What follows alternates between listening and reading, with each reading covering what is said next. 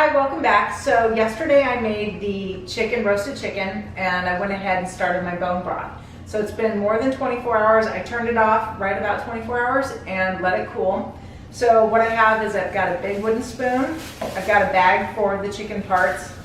I have a big glass Pyrex dish along with a large mesh bowl to go over it.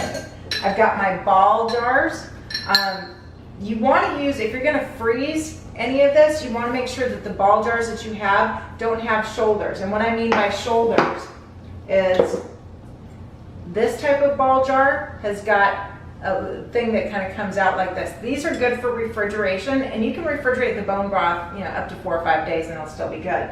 So I'm going to probably use this for something later in the next 2 days, so I'm going to put some in here. But for the majority of the bone broth, I'm going to be freezing it, so I want to make sure I use these. You can pick these up at Target. I think a 12 pack might have been $11, $12, so not expensive, and obviously you reuse them.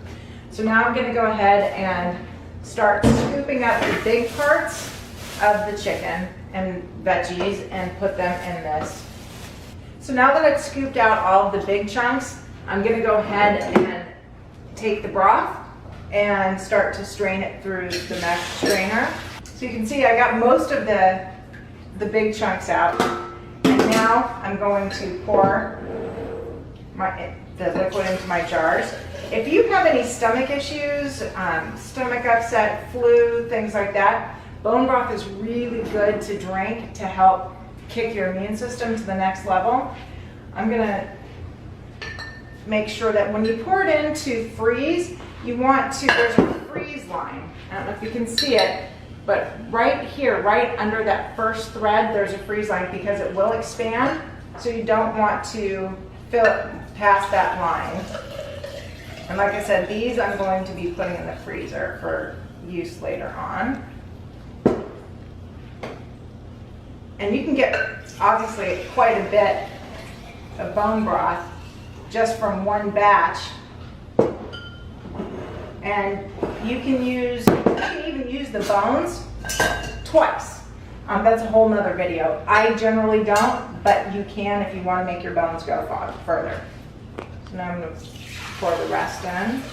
And I got all of that in that last shot. And I am going to, like I said, use some probably later tomorrow or the next day. So this is going to go in the refrigerator. I want to make sure I have enough to go in the refrigerator first. And if I start to feel like I'm maybe coming down with something, you never know, I might drink it, pull it out. It's also really good for healing any kind of gut issues. If you've got candida overgrowth, it's really good to reset your whole immune system and that whole bacteria. So out of that one batch, I was able to get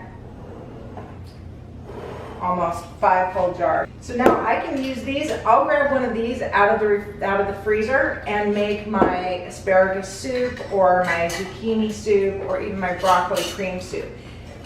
You can use it for anything that you need bone broth for, or regular chicken broth, rice if you do rice. I do plantain rice, and it's really good for cooking that as well. Whenever you're making your own bone broth, make sure that it's completely cool before you put it in the freezer or the refrigerator. Otherwise, it can be a big mess. It'll crack and break, and that's not pretty. So make sure you cool it down completely.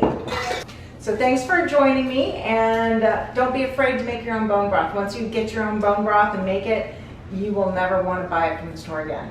Thanks so much.